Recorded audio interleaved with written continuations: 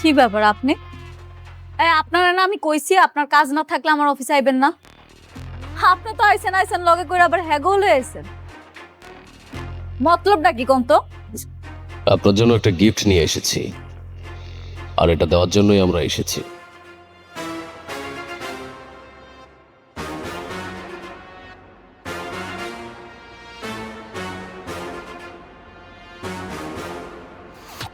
আসলে দুঃখের সময় যে পাশে থাকে সেই প্রকৃত বন্ধু কিংবা জীবনসঙ্গী। আর মেঘলার জীবনে সেই মানুষটা ছিল অনেক, কিন্তু এখন মনে হচ্ছে মেঘলা আস্তে আস্তে সেই বিষয়টাই ভুলে যাচ্ছে। কারণ এখন তো মেঘলা ৫,০০০ কোটি টাকার মালিক, আর অনেকেই এই বিষয়টা নিয়ে নানা ধরনের কথা বলাবলি করছে।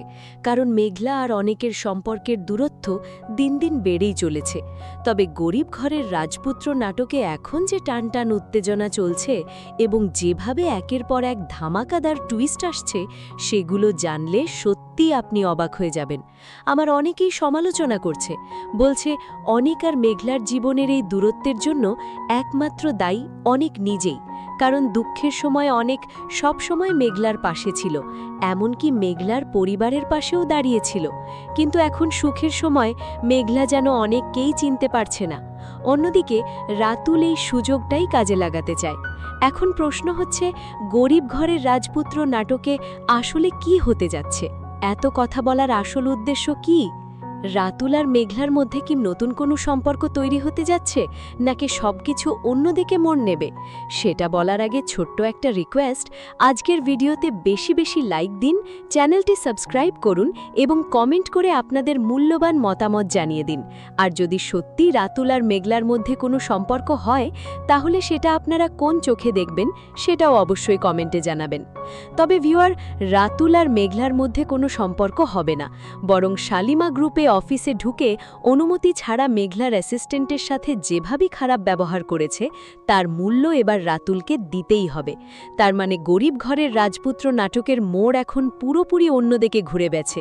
এতদিন রাতুল খেলেছে, এবার সেই খেলাটা খেলবে মেঘলা। কিন্তু এরই মধ্যে আবার নতুন একটি ঘটনার সূচনা হবে, নতুন একটি সুযোগ ফিরে আসবে। কারণ বৃষ্টি কখনো মা হতে পারবে না, ডাক্তার ইতিমধ্যেই সেটা জানিয়ে দিয়েছে। আর সেই কারণেই অনেক এবার মেঘলার সন্তানের পিতৃ পরিচয় দিতে আবারও ফিরে আসবে। তার মানে বুঝতেই পারছেন গল্পটা এখন কোন লেভেলে ঘুরতে যাচ্ছে। এজন্যেই গরিব ঘরের রাজপুত্র নাটকে দিন দিন আরও বেশি টুইস্ট আসছে এবং নাটকটি আরও বেশি ইন্টারেস্টিং হয়ে উঠছে। তো যারা অপেক্ষা করছেন নতুন এপিসোডে কি হতে যাচ্ছে এবং কবে আসবে, তাদের জন্য ছোট্ট একটি রিকোয়েস্ট, আজকের ভিডিওতে মিনিমাম ১,০০০ লাইক পূর্ণ করুন। যদি ১,০০০ লাইক পূর্ণ হয়, তাহলে খুব শিগগিরই গরিব ঘরের রাজপুত্র নাটকের নতুন এপিসোড চলে আসবে। তো ভিউয়ার, আজকের ভিডিওটি এখানেই শেষ পর্যন্ত পাশে থাকার জন্য সবাইকে অসংখ্য ধন্যবাদ।